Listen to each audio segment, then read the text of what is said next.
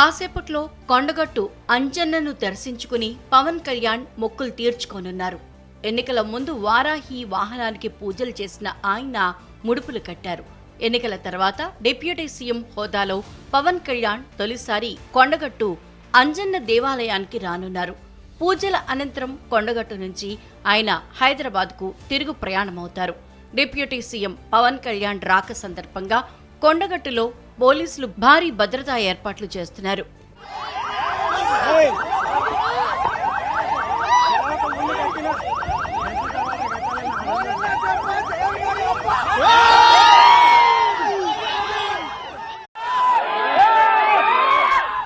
కాసేపట్లో కొండగట్టు అంజన్నను దర్శించుకుని పవన్ కళ్యాణ్ మొక్కులు తీర్చుకోనున్నారు.